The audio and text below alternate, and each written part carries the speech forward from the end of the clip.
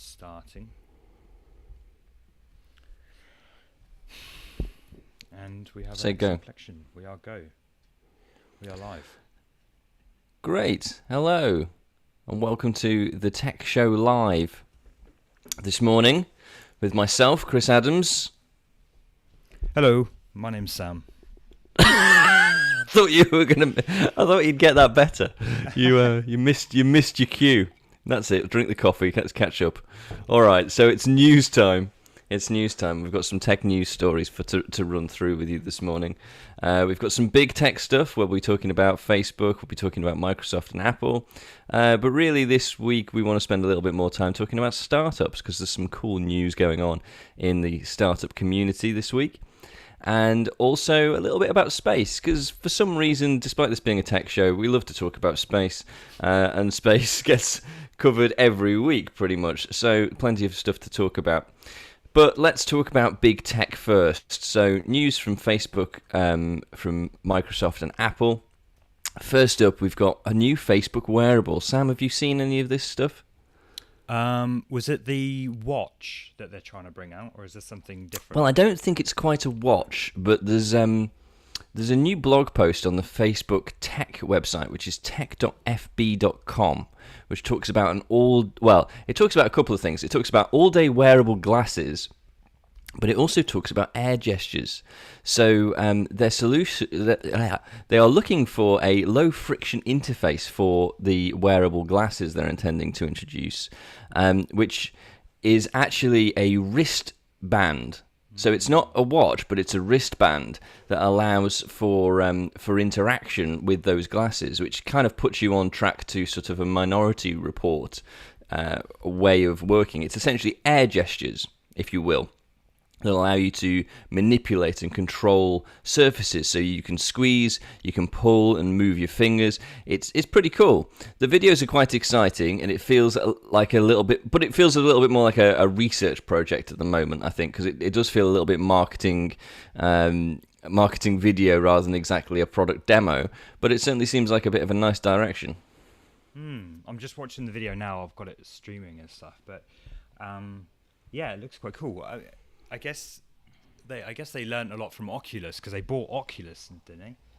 And I think that's got some hand gestures and things like that you can do. The pinch, I just saw the pinch, and that stuff. You can do that with not Oculus. What's the Microsoft one? I forgot. I'm not sure, actually. It's an augmented reality thing, but yeah, I think Oculus. Yeah, I haven't seen the pinch used before.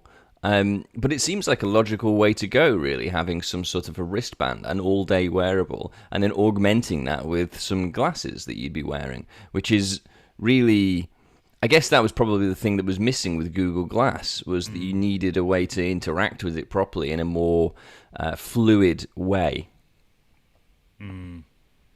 Looks cool, though. I mean, are Facebook, dare I say, not allowed, but really, are Facebook going to be trusted with this sort of stuff, though? That's the thing. Well, I don't know. I mean, I think it's an interesting thing, isn't it? I mean, Facebook, we all know them as the big tech social giant. It's the peripheral stuff that they do that is more interesting to me. So, most of the internet runs on React. And obviously that was built in-house at Facebook. And they've built some very, very cool technology from inside their dev department. And so, I think for me, it's probably the additional stuff that they're doing, not necessarily the social stuff that's interesting. I think essentially what you've got in there is a company that certainly has questionable morals, but has a big tech budget, and it's a great place for engineers to go and play with stuff. And so you will get really cool things that will come out of that company because they've just hired great people. So, I think it's I don't really want to go into the moral side of things because we do all of the time, but I think the in terms of stuff like this that's coming out of it, that could be pretty cool. I mean, the only thing that we need to worry about is the standard stuff of like, okay, are they tracking you? What are they intending to do with the data, and all that sort of stuff. But for now, this is some cool tech, and I don't think it'll just be them. I think it's pretty smart to put a band on your wrist that allows you to control interactions. It looks very futuristic. I love the idea of being able to swipe across your hand. I think that's cool. I like the idea of not having a keyboard, but I'm one of those guys who prefers a clicky clacky keyboard. So why? I don't get that. Why do people want clicky keyboards? All it does is satisfy you. If you're working alone, clack away, mate, clack away. But if you're in an office, like, it just seems like really obnoxious. Like, it's an obnoxious. I don't know. Maybe we don't get into that, but no, I'm happy to get into it briefly. I think it's we do have a lot of news to cover, but clicky clacky keyboards, maybe we can do a segment on that. I mean, I don't think it's the sort of keyboard to take to a WeWork office. It's probably a little inappropriate, or even a big office. But the home office, for that sort of tactile experience. My wife is a writer and she loves a clicky clacky keyboard because she wants the typewriter type experience. You want the typewriter experience without all the keys jamming. Yeah, I mean, I get if you want to feel it in your fingers, but it's the noise and in your toes, of course. Don't forget that. The toes. Yeah, I thought you were quoting "Wet, Wet, Wet." Is that not? No, not tonight, not today. But yeah. Anyway, I've never understood it. I do really like the butterfly keyboard actually, because it's just so minimal and low travel and all the rest of it. But it's the sound that I don't get. I get the tactile, but I don't get the sound aspect. See, I do love the sound, but another thing is it's terrible for Zoom meetings, right? Or any sort of meetings. I mean, it really picks up on the microphone, and obviously they're putting a microphone next to a noisy keyboard. Like we're talking about with the MacBook, they put the microphone right by the keyboard, so everyone's just getting to hear your clicky clacky as you're going away with it. Which is annoying. I mean, I actually use this microphone that I'm using right now on all of my meetings and things, which probably makes me look mildly insane, but at least you get a good quality audio. Well, there we go. A friend of mine uses one of those lavalier microphones, which looks very reporter-esque. That's quite cool. It's quite cool. You can't see anything. It's all black and tucked down his shirt and all the rest of it. Well, doing more of this is making me kind of think that, I could go in that direction. I want to experiment with more microphones. I've really got into doing the audio equipment stuff again. So, I like experimenting with all this technology. But anyway, I think this is a cool... We're getting back onto the Facebook thing, which I think we should close off now. I think it's cool. It's a good direction. But, it certainly feels like it's... they're trying to build some talk about it. They're trying to get people like us to talk about it. It doesn't really feel like it's a proper workable product demo just yet. Yeah. Well, good luck to them. So, this is a totally different direction. So Microsoft have, this month, because it's a month-long thing, have been patching a patch to fix the patch that broke once they patched the patch. The blue screen of death is back with a vengeance, and Microsoft Windows 10 update was released earlier in the month, on the 9th of March, I believe, to address some security issues. But unfortunately, that introduced a printing issue, which meant that when you tried to click print on your Windows 10 machine, you received the dreaded blue screen of death, which was a little bit annoying for people. And so they've tried to fix this with 7 patches that were released on the 9th of March, followed by a further 4 patches on the 15th of March, and then another 6 patches on the 18th of March. And the latest news is that it might be fixed. Oh, good. We can close that one off now. Well, I don't think they say it with any particular level of confidence. Some people may have, some people might find that it's fixed, and others may not. But what a mess! What a mess! I'm trying to find the article, but I can't find it. But what was the cause? Like what caused the? It seems that it's seemingly users would get a notification that would say APC index mismatch for Windows 32k full.sys. So any Windows sysadmins out there might be able to point us in the right direction for what that exactly is. But seemingly there is some sort of system issue within Windows that's causing it to crash. I mean, obviously, in terms of actually pinpointing the issue, seemingly Microsoft can't. So I think you're going to struggle for me to pinpoint it, frankly. So, but it's just one of those emergency patches that's been released over and over again, which. It is, isn't it? I don't think I've ever seen that level of patching from someone like Microsoft as well. I don't think I've ever seen that level of patching from anyone to try and fix an issue. Because you would have thought there'd be some sort of QA in there that would have tested that, would have clarified that yes, it's been fixed. It feels very, very hotfixy. Just a bit. And they own GitHub now as well, right? So you'd expect that there'd be, there'd be some decent CI/CD process in there. Maybe it's not integrated with Git just yet, or maybe it is with no CI/CD. Who knows? Who knows? There was I saw a tweet this morning actually, just quickly on GitHub Actions. There's a lot of pull requests being made to, like, obviously public repos and all the rest of it, disguised as Dependabot, the Dependabot notifications you get.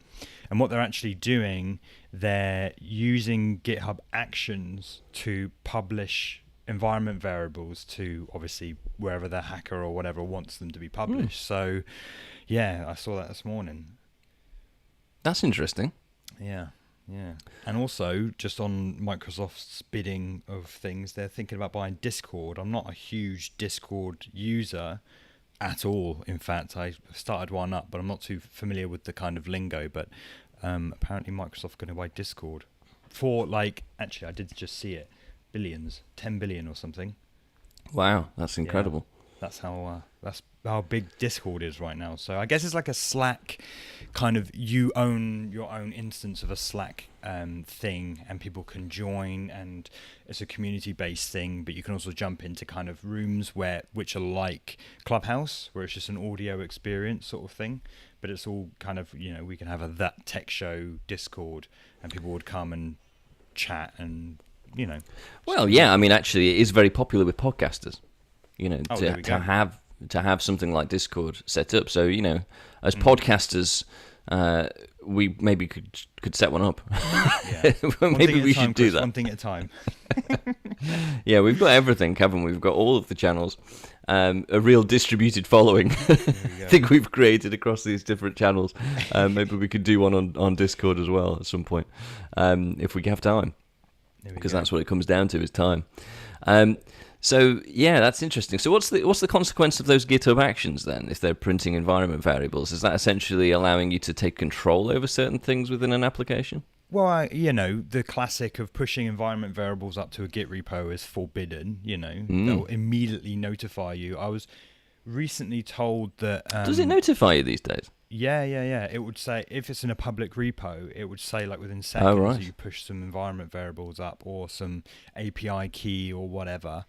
I was talking to someone who was working on BT, and they pushed some environment, I think it was BT or British Gas, I always get them confused, a tech company, British, and they pushed some developer accidentally pushed some environment variables up, and within a minute, some hacker caused 60 million worth of damage, basically, by running their I think it was AWS, something to do with AWS. This is one of my classic stories where I haven't fully thought through the details of it, but it's another half a story from Sam. Another half story, but yeah, I mean, I think the moral of the story basically is that people who are watching these environment variables will, especially with these big companies, will literally do as much damage with as little time as they can, and this was within a minute or something like that, something crazy. Wow, that's incredible.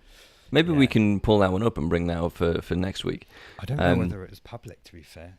Don't know if I'm supposed to have said right, I see. No, I think it's fine. I think it's okay. But yeah, I mean... This is a sort of Hagrid moment of, shouldn't have said that. Yeah. Yeah, so I mean, I've had that sort of experience before as well. I was at a large tech company at some point, and someone published the mainframe password. You ever tried to change a password on a mainframe? It's not easy. Imagine. So yeah, it's actually pushing the mainframe password up to GitHub.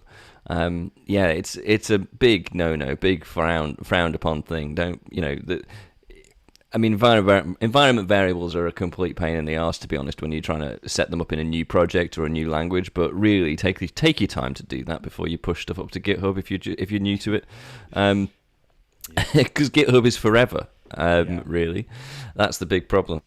Anyway, we've moved on a little bit from the Microsoft patching issue, but there we go. And the final piece, I think, of big tech news, unless you've got anything additional to add, Sam, is Apple. So again, they've been working on security patches of their own, this time to patch WebKit flaws. So it seems like this is the third time this year that WebKit has had patches delivered from Apple. Obviously, WebKit powers many browsers, but it predominantly powers Safari. And they've also killed off more Mac products. So the iMac is no longer available. The iMac 21.5 inch 4K version of the iMac is no longer available with a 512 gigabit or 1 terabyte solid state drive, which suggests to me that they might be gearing up for a product launch. Because the iMac range is getting smaller and smaller by the day.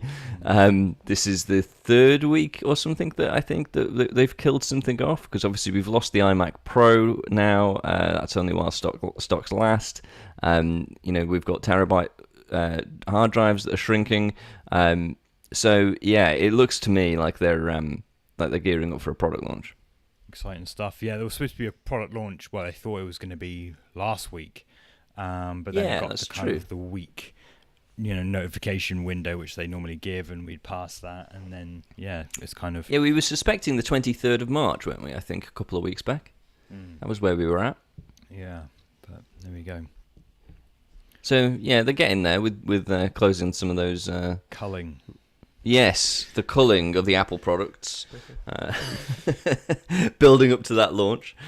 So, have you got any other big tech news before we move on, Sam? I did open my phone, but then got distracted by trying to post something on Facebook regarding this. There is a couple of things. Big tech. This is more along the Discord line of like we're still trying to manage all of our social platforms. See, this is the problem with notifying people about going live as well. Is a little bit of an issue because obviously you're trying to post on LinkedIn and Facebook and Twitter and all the like, and the only platform that's actually instant, I believe, still is Twitter. Everything else takes ages for them to show your content to people. So by the time you've seen this, we've probably finished. Yeah, well, I'm victim of my handoff issue, which I explained before the call. But is Twitch classed as big tech yet? Absolutely. So one of the hottest new Twitch streams that's making its way, around the viewers, is a 24/7 camera being pointed at a stop sign, whereby a person who lives right next to this stop sign, I wonder where it is, in Salem, Massachusetts, no one stops at this stop sign, and so he set up this camera to basically catch people not stopping or just making some sort of political statement. But what people are doing are recognizing what small amount of fame they can get from appearing on this Twitch stream, which now currently has 125,000 followers following this Twitch stream of a stop sign. But people are dressing up, people are doing backflips, getting out the car, dressing up like what I can see right now is dressed up like some sort of panda or something. Lightsaber battles. Oh, you're watching this live now? No, this is the article that I'm reading. Oh, I see. As we talk about it. But yeah, it's gaining some traction. 125,000 followers. That's incredible. Okay. Should we start Twitch as well, Sam? Well, I mean, behind the scenes, I think Twitch is a very... I streamed on Twitch for the first time about a week ago or 2 weeks ago, and instantly got viewers, Really? I think people are more in the mind or context of checking out rooms on Twitch than they probably are on YouTube. So we can talk about that offline. Okay, you don't want to push it up to Twitch now? I don't know. How agile are you, Sam? I haven't worked out how to do simultaneous pushing to different platforms using OBS. So once I've figured that out, we can try. All right. Okay, let's give that a go. Right. Well, we've only got half an hour because we've both got meetings to go to. So before we do that, let's talk about startups, which, arguably that could have been where we covered Twitch. So Y Combinator. Y Combinator's demo day was last week. It was the 23rd of March. Do you know what Y Combinator is, Sam? You familiar with the Y Combinator? They fund startups, don't they? They do indeed. So I think some people know what Y Combinator is and some people don't. So just to give you a bit of background, Y Combinator is a US-based seed funding startup accelerator. Now, it's probably the biggest in the world, I would guess, at this point. It started in 2005 in Cambridge, Massachusetts, ultimately moving to Silicon Valley, so Mountain View, California, where all the cool kids hang out, apparently, in 2009. And each year they accept a batch of companies who receive seed funding, advice, and connections in exchange for a 7% stake in their business. So since its inception, it has launched over 2,000 companies. And this includes some pretty big ones, actually. It includes Stripe, Airbnb, DoorDash, Coinbase, Dropbox, Twitch, which we've just talked about, Reddit, Discuss, Heroku, Weebly, Code Academy, Zapier, Sam's favourite Webflow, Instacart, SwiftType, Quora, and GitLab, amongst like a huge list. But those are the ones that I wanted to pull out. So it's a colossal number of startups they've launched. Mm. And generally about 300 to 400 a year in two batches. So they take I think it's a summer group and they take a winter group. But there is also an online startup school program as well. So that is a free program. I think you just have to enter and you can be accepted to it, which I think is something for new startup people to go and check out. If you want some help from Y Combinator, starting with the free online program could be a good way in. By the way, we're not sponsored by Y Combinator at all. I'm just suggesting that might be a cool thing for you to go and check out. Yeah, I mean, there's a huge number there of really, really big companies that they've created, or really well-used companies. But obviously, that's a small handful out of 2,000. But anyway, the reason for talking about this mostly was the demo day. So the demo day is basically each year for companies that have that they have in their batches. They will present, here is our product. This is what we've been working on. And so there's a couple that I think are worth calling out, actually, because they look pretty cool. So there's three that I think are great. There's Pickle, there's Ping Pong, and there's Hermes Robotics. So Pickle is an audio transcription service, and there's some of their stuff that's in there. Some of their product documentation basically says it's a natural language processing algorithms. It translates any audio format into text with high fidelity, and essentially it will produce you also conversation summaries. It allows you power search over all of your stuff, and keyword extraction pulls out things like competitor names, dashboards of common phrases that are being used. It will come up with different markers for you as well to track the best practices in creating in your content. It will extract keywords. It will create review action items for you. It's basically like having a note taker, really, for your meeting. It will pull all of that information together for you and allow you sort of cross-team collaboration. The idea is that this is all built around sales. So if you are doing sales pitches over something like Zoom and you are able to feed your conversations in through Pickle, it will translate everything for you. It will produce the notes for you. It will help you to share that work as a team. And it creates sentiment analysis as well. So it starts to look at maybe competitive advantage, and create cliff notes for you, which I think is pretty cool. I mean, it's quite a clever little thing, because there's some good stuff out there in the wild anyway for audio transcriptions. But this just seems like audio transcriptions with a little bit of AI on it as well. That's actually designed for helping you to sell products. So what does it do? Plug into your like Zoom meetings, or is it something that an app that you record, you know, a two-way conversation or a meeting or whatever? I believe so. So I mean, it'll take. I think it will take pretty much anything you've got as an audio format and translate that into text. So it's not like a live thing. Then you just need the audio file and plug it in, and it'll give you a report at the end of it. I believe so, but that's just what I've seen. Right. That's so cool. I don't know. This is a startup. They could create all sorts of different things. I don't know if they have a Zoom plugin or anything like that, but. Because actually Zoom's got a great API. I don't know if you know that, but you can do all sorts of crazy stuff with Zoom.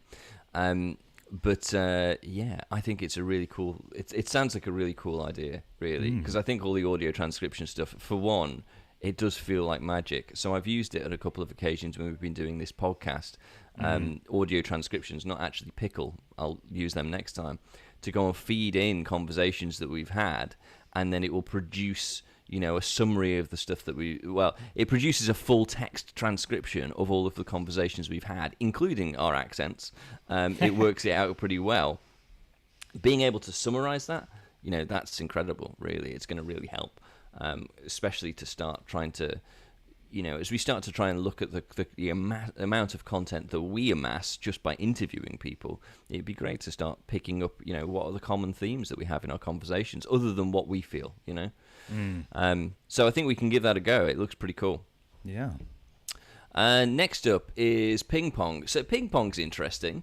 I like this because I think it's interesting. I'm not necessarily too sure how it's going to catch on. So essentially it's voice and video messaging that has integration with Slack, and it has screen recording, and essentially it's designed for like a distributed product team. So we're all working completely remotely these days. If you are trying to report a bug report and you're wanting to send something to a developer, or you're trying to send something to a product owner and you're trying to share stuff, it's a great way for you to be able to record stuff really quickly and then post it out. And I think for a world where we're starting to get really used to lots of video-based communication, that could be really cool. It could really take off. But at the same time, I'm not 100% convinced, because I think people are still a little bit reluctant to get on video call all the time. I think some people do have Zoom fatigue. I don't know. It kind of could take off. It could be really cool. I don't know. Have you had a look at this one, Sam?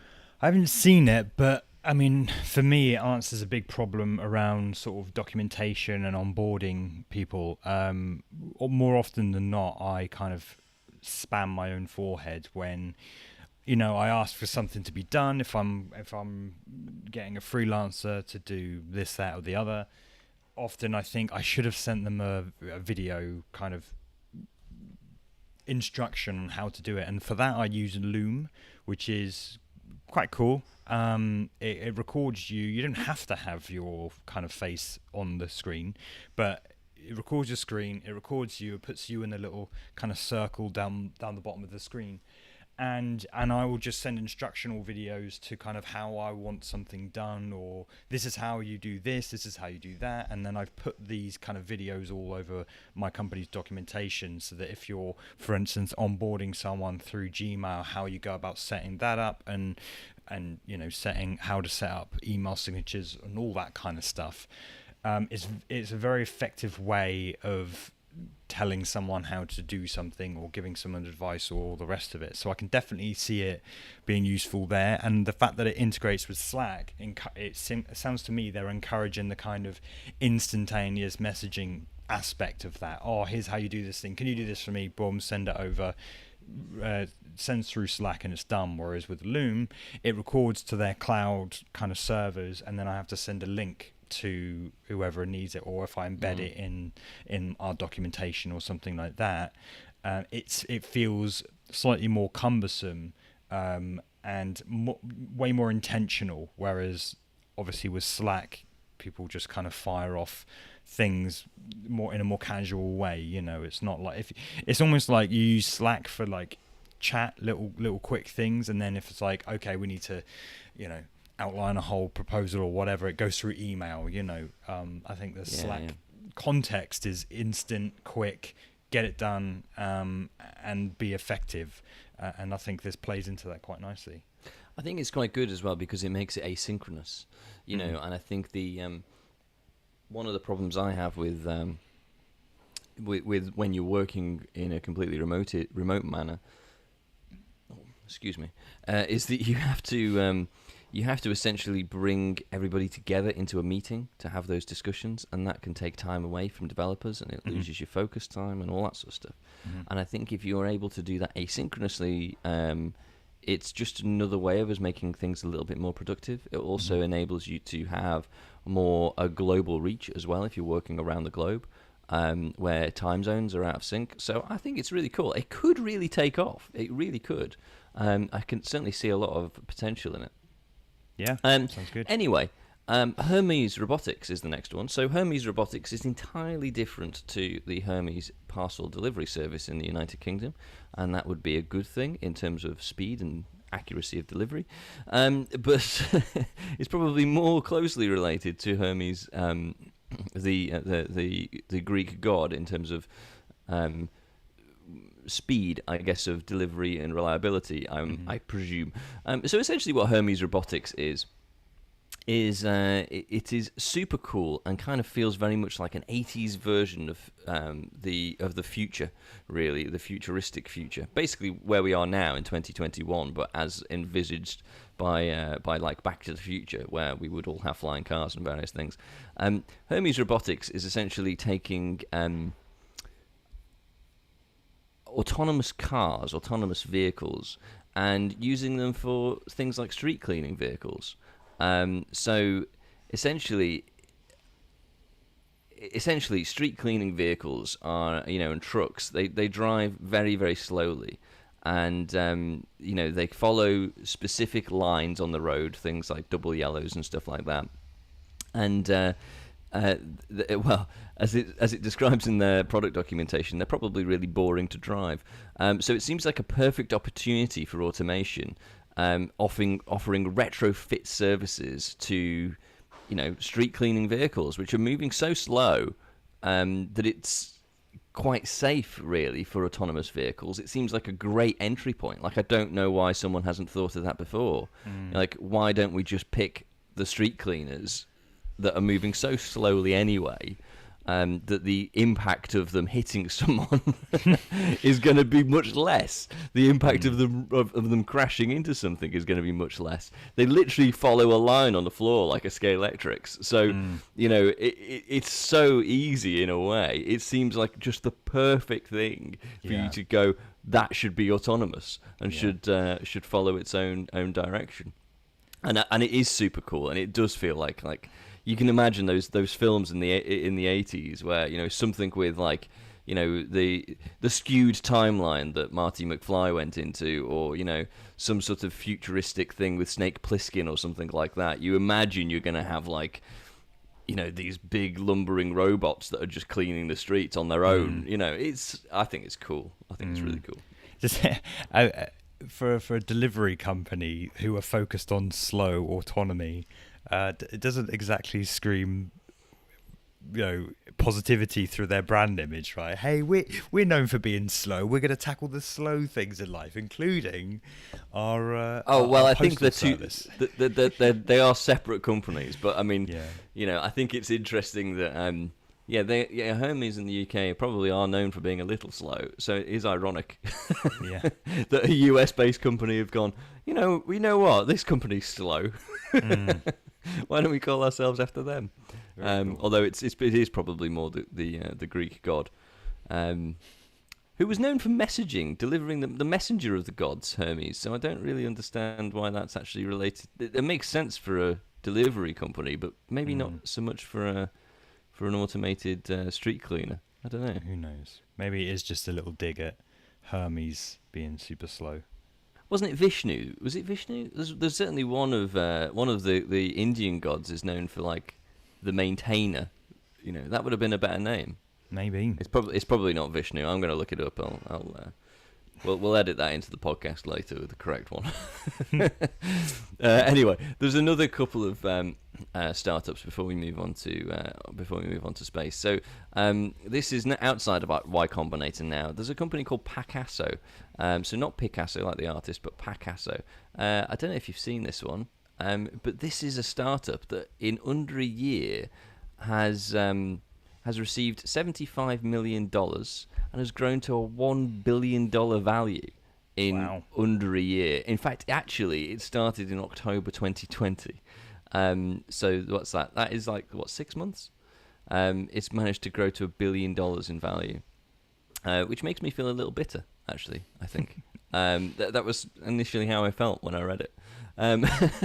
So these guys are two founders of... one of them was one of the founders of Zillow, which is a real estate marketplace in the US, which actually seems to have data on 100 million homes, I read, which is incredible. But that started in 2006 and is now publicly traded and worth 38 billion. So clearly they know what they're doing.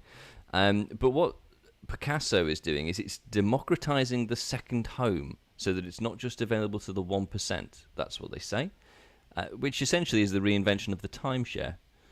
So essentially, the idea is that Picasso go and buy the home, they furnish the home, and then they sell shares in it. So, for example, the first property on their website is I can buy a 1/8 of a share in a property in Lake Tahoe, and that gives me the option that I now own 1/8 of it. I'm going to share it with 8 other people, and I could go and book in, and I can go and spend some time in this property. So I think it's a good idea. But why does it make me feel bitter? Well, I think it's a case of money making more money again. It's really difficult to get things off the ground. I mean, the guy who's running this, guy called Spencer Raskoff, he's the CEO. He's clearly very successful. He's now a very wealthy man, and I'm sure he's working hard. And he's also brought on Austin Allison, who seems to be a young, enthusiastic guy at the age of 28. So that's pretty cool that he's brought someone along with him. But it just feels like some of those circles where these startups get created, it feels a little inaccessible. And personally, I blame capitalism for not being a meritocracy. The fallacy that we're sold for the cream rising to the top and all that. So, yeah. But I think it's a pretty cool idea. I do feel a bit bitter about it, about being the whole second home thing. Who needs a second home? Yeah, it's sort of, we're trying to make it more accessible, but the very thought of owning a second home only comes to those who are very fortunate, who don't have debt, who don't have a worry of money. But I was just reading an article. It's actually pronounced like Picasso, even though it's spelled Picasso. It's pronounced like Picasso. Makes money by charging owners 12% fee at the time of purchase, plus $100 a month management fee. And I wonder if that is $100 per investor, because that's essentially what you are as an investor, or it's per property or whatever. But it's definitely an out the box thinking when it comes to this sort of stuff, though, because you really got to know. And stocks and shares are one of those things that I think the majority of people wish they knew more about or understood what vesting is and dividends and all that kind of lot. You've got to know that sort of stuff inside out to then be able to apply it to an industry that had no history of this kind of, well, I don't know, actually, to be fair. I suppose you can invest in property, invest in real estate and all the rest of it. But to bring it to the everyman and woman, it's quite out-the-box thinking. But you're right. Who is really thinking about a second home in times like these? Like, how have they got to where they are? How is it worth $1 billion in 6 months? Yeah. Well, I mean, it's probably worth $1 billion because those who understand business and finances, they're probably seeing this as being, well, I mean, some sort of tax haven, some sort of loophole that they can get around. Probably, I can't help but feel a bit suspicious on that. But they do look like nice guys. They've got a nice smile, so maybe they're not all that bad.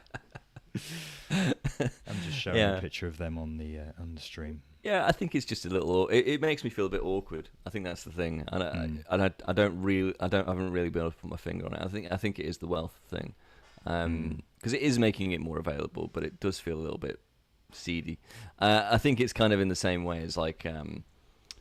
They're on the trend, right? You know, you've got things like Airbnb and Uber, where Airbnb don't own any of the homes and Uber don't own any of the taxis, and they've become the biggest things in the world for those particular industries. They're kind of going down that same route, apart from the fact that you actually own the properties. They actually own the property. It's like McDonald's, WeWork, all those people. They're real estate companies. They're not. You know, they're not whatever it is that they sell or whatever. So they're buying up properties knowing that they can not only make their money back, but actually earn recurring revenue from that property. So it's fishy. Something's fishy. Yes. So from something that's mildly fishy to something that's deplorable in the startup world, Dyspo. So Dyspo is an invite-only image sharing app which was downloaded 1 million times in its first week in December 2019. And the idea of Dyspo is that it mimics a disposable camera, so really you don't have immediate access to the photos you create with it. You can take as many photos as you like, but they're only available 9 a.m. the following day after you've created them, and then you can choose what to do with them. Do you post them? Do you save them? Do you do whatever? It's an interesting idea. However, the founder, who is a guy called David Dobrik, who's a YouTuber and is famous for. There's a YouTube called there's a group of them. They're called the Vlog Squad. Frankly, I'd never heard of them because I've not done the YouTube thing. Frankly, despite streaming on YouTube. Despite raising $20 million in Series A funding in February 2021 from Spark Capital and gaining a value of $200 million, Spark Capital have announced on March 21st that they're severing ties. And this is over allegations of misconduct and sexual assault. So other investors have also pulled out, and eventually the app has been review bombed on the App Store, which is everybody going on and dramatically reducing the star ratings and things of it. Which is seemingly this was only a search away, so they could have known a little sooner. But seemingly the whole Vlog Squad was supposedly a sitcom for vloggers, but it sounds to me more like Jackass. And I think the account of sexual assault is one of the particular members being forced to participate in a prank, which was to kiss someone whilst blindfolded, which is awkward and not nice. But then there is actually an allegation of more severe sexual assault, where one of the groups of this friend was forced into. Well, I'm going to just say it anyway, even though it's early in the morning, into raping an extra while she was drunk and unable to consent during filming, which is terrible.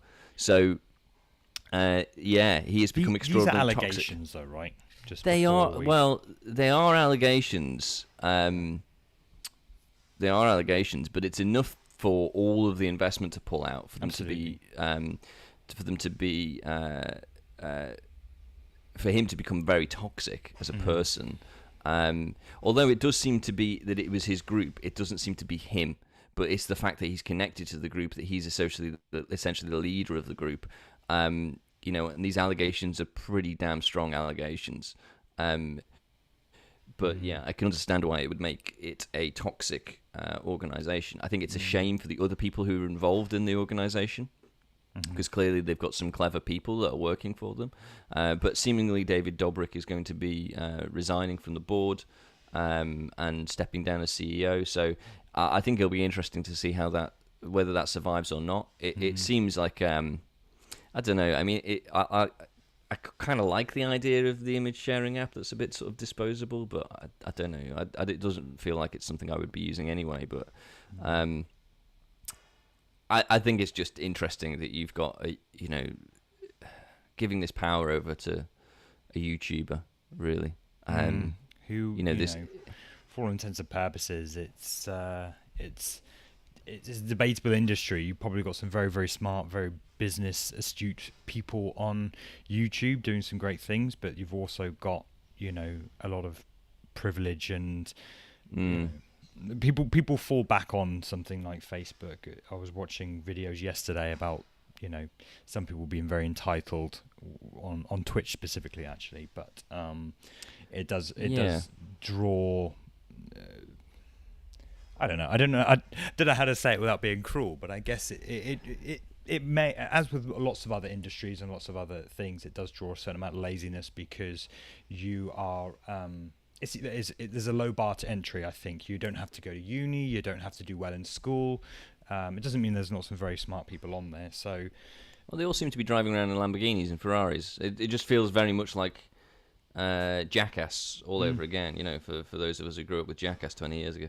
And other industries are cursed with this type of thing as well, like football and sports being one of those. That's very true. Very true. But again, these are allegations. They're not necessarily true, but like you say, there's enough here just to make people step away. Whether it's if he is found not guilty, there's still now a smear on the brand image of this app. Absolutely, and they're going to struggle with no funding. But anyway, we have 5 minutes left before we all have to disappear. So the one thing I really want to cover is space, because we love space. And this one's one for the flat earthers. So Space Eye is an app that is available from the Mac Store or the Microsoft Store if you're in the US and Canada, or for anywhere else in the world. It is available on GitHub, so you can search for Space Eye GitHub, and it'll pretty much take you to there straight away. There is an installer, so you can install it as you would a normal app, but it's also a TypeScript app. So if you have the usual Node tools available, yarn start will do you, or npm start. NPM run start? I can't remember. I use yarn. Anyway, you can use those things. And essentially what this does is it uses 3 geostationary weather satellites to download new images every 20 minutes and set them as your background, which I've got running now, and it's really cool. I've been playing with this. So it comes from 3 different satellites. There's Himawari 8, GeoS 17, GeoS 16, and there's 10 different views from each of those satellites, which is really cool. And it has this full disk image, right, which is the whole globe. And I actually didn't know that you could see the whole globe from our satellites. So I've learned a little bit about orbits and orbit height. Did you know that you could do that, Sam? Did you know our satellites were that far out that they could capture the whole globe? No, but I mean, there are wide-angle lenses that they could probably put some distortion correction on there. I don't know. Is it that far out that it can do this, or are they just using a really wide-angle lens? Well, I think we can probably go into that in a bit more detail, but I don't know on the wide-angle lens. But what I do know is that these satellites are sitting at 22,500 miles. That's crazy. Well, 22,200 miles, so let's be specific, which is a geostationary. Well, there's two types of orbit at that level. There's geostationary and geosynchronous, but that's a colossal distance away in comparison to, for example, low Earth orbit, which is where all of the Starlink satellites sit. They sit at 1,200 miles. So, the distance is colossal in terms of thousands of miles. So you can understand that it's actually that far away that it can actually get a whole shot of the Earth. And the way that they actually record it, seeming as it records in strips. So they take, they must be taking lots of different shots and then stitching them together rather than taking a single shot. Because it's incredibly detailed, actually. It's incredibly detailed. The images that you can get out of this, I think it's fascinating. But it's seemingly a little bit of facts. So the first launched geosynchronous satellite was a thing called SINCOM-2 in 1963, and it first allowed President Kennedy to talk to the Nigerian Prime Minister from a ship in 1963, and then the first geostationary orbit was SYNCOM-3. So the first one was geosynchronous, the second one was geostationary. And that was in 1964. You can go into the detail of the orbits, but essentially One is sort of a stationary orbit that hovers over, and the other one moves in time with the Earth. That's basically how it kind of works. It's a similar principle to the space elevator. If you've come across that one before. Yeah, we've only got a few minutes, so we'll come to the space elevator another time. But these satellites are still up there. So this is an interesting fact, I thought, that essentially satellites don't generally get retired if they're that far out. They actually get moved, or they get allowed to drift, because they do need some energy to stay in that geostationary orbit. So they're allowed to either drift, or they are moved into a slightly higher range. What's called the graveyard orbit, which is just above the 22.2 thousand miles.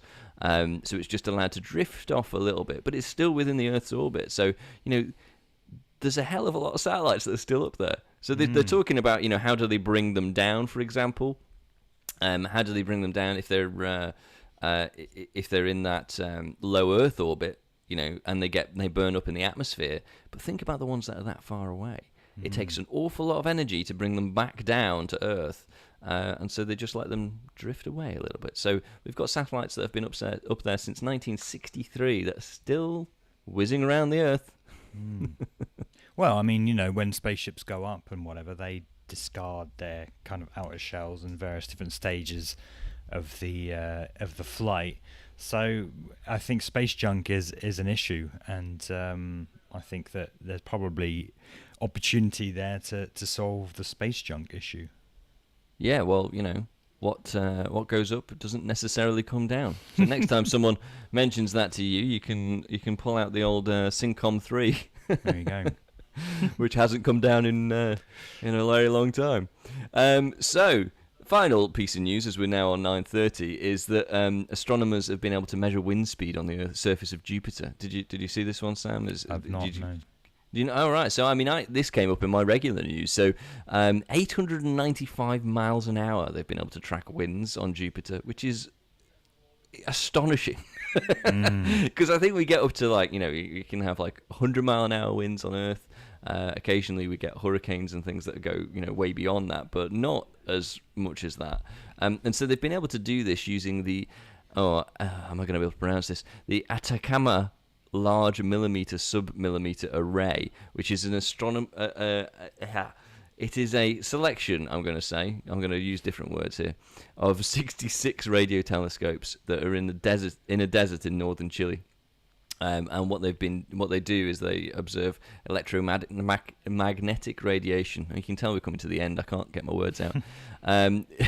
They observe electromagnetic radiation at millimeter and sub-millimeter wavelengths, which is incredible. And so a comet called Shoemaker-Levy 9 crashed into the surface of Jupiter in 1994 and threw up a whole load of hydrogen cyanide molecules into the atmosphere, and that's what they've been tracking. So they've been able to spot that's how the winds are moving at 895 miles an hour, which is near the caps, seemingly, because towards the equator it's actually travelling slower, which has thrown up a few questions for them, actually, because it's not what they were expecting.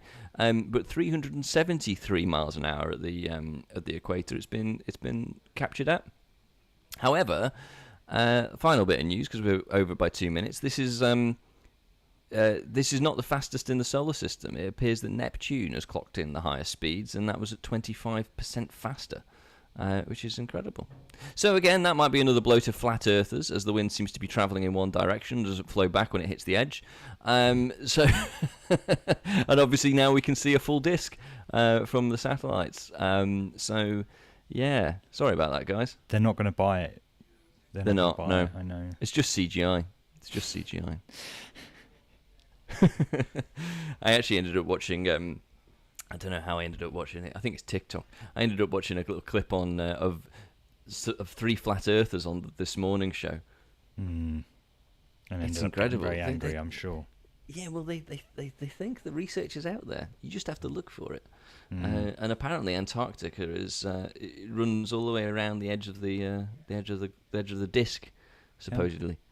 So, well, I've seen the map. I've seen how the map works. Yeah. Well, apparently, right behind you. That's true. Yeah, so this one runs all the way around the edge, apparently, in the flat that's Earth great. way. And there might be more continents beyond there, but we don't know. And who knows what's on the other side of the disk? So, I don't know why I'm talking about flat Earth. It's ridiculous. Anyway, I think we're done for the day, unless you've got anything else to add, Sam. No, that's good.